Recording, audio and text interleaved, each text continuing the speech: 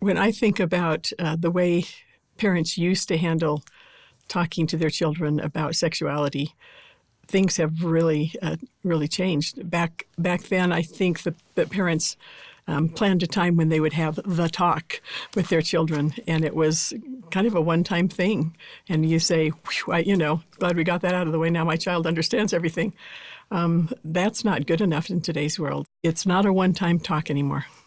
We need to talk about what healthy sexuality is on a continuous basis and often.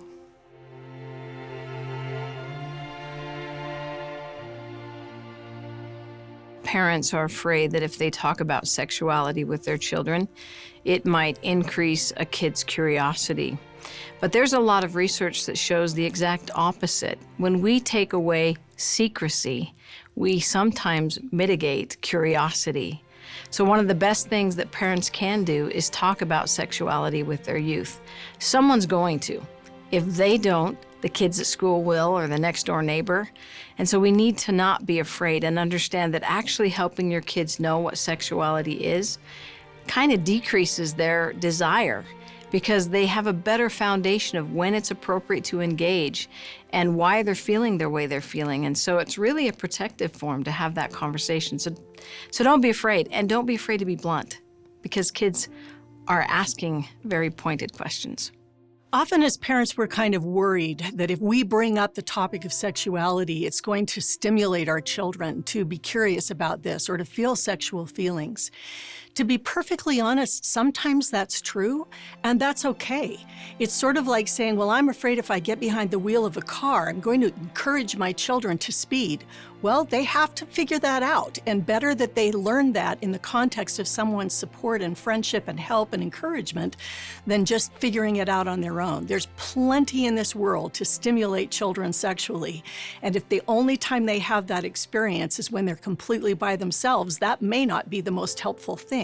Many times we want to cocoon our children to keep them safe because we don't want to awaken anything in them that may have them turn to pornography.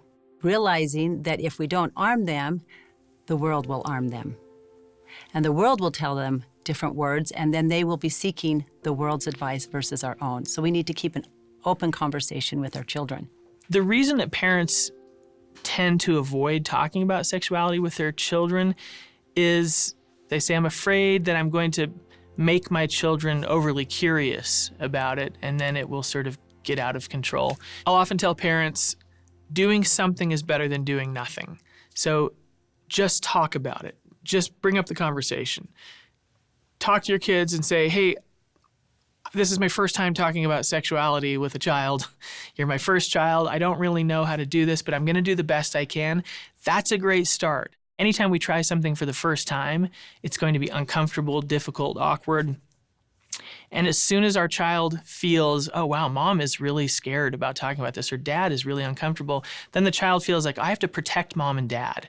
And we don't want children feeling like they have to protect us from our own discomfort about talking about sexual things. So I recommend that parents together talk about it with each other, talk about it with friends and neighbors who have children as well. Hey, how have you discussed this with your children? What works, what doesn't work? Practice this enough times that when you have the conversation with your child, it feels completely natural. If children have a good context for understanding healthy sexuality, if they've gotten the information that they need in a direct and honest way, and with a little bit of a sense of humor and a smile on someone's face and a we can work on this together kind of approach, they're less likely, not more, to go try to find that information in other places that they're going to be dealing with on their own. Children are inherently curious. It's a God-given gift that they're curious. We want children to be curious, but what we want to do is channel their curiosity in healthy ways. And parents who have already been through all of the stages of sexual development and human development, and hopefully figured some things out about how to be a healthy sexual being, can help provide guidance for their children, but they can't do that if the conversation with the child is the very first conversation they've ever had about it. I remember very specifically the day my son came to me, and he said, very specifically, he said, Dad, hey, I really want to talk. And I said, what's up? He says, no, in the office. And so we go to the office, and he says to me, hey, I just wanted to tell you, you know how mom changes the channel when something sexy comes on? And I said, yeah, I know how mom does that. I noted his appropriate use of the word sexy at 11. It told me he understood something was happening. I said, yeah, I know how mom does that. He says, well, the other day I was watching TV and something sexy came on, and I picked up the remote to change it, but I didn't change it. I watched it and I liked it. And his head went down as if he was deeply ashamed. And he said this phrase. He said, I think I'm addicted to calligraphy. And so this image flashed in my head of him writing and not being able to stop. But it took me about 3 seconds to realize he was getting the word wrong. He was meaning to say the word pornography, and he was misinterpreting this experience that somehow he was bad. And so we had this wonderful conversation about that he wasn't bad, that his body was doing exactly what it was supposed to do. You know, parenting is a challenge for us all the time. We need to remember we're doing it for the first time. And with each child, it's still the first time because they're different. Parents need to understand that their children will see pornography. Not if, it's when. And with that in mind, if we open up the door earlier on, the better in terms of talking about it.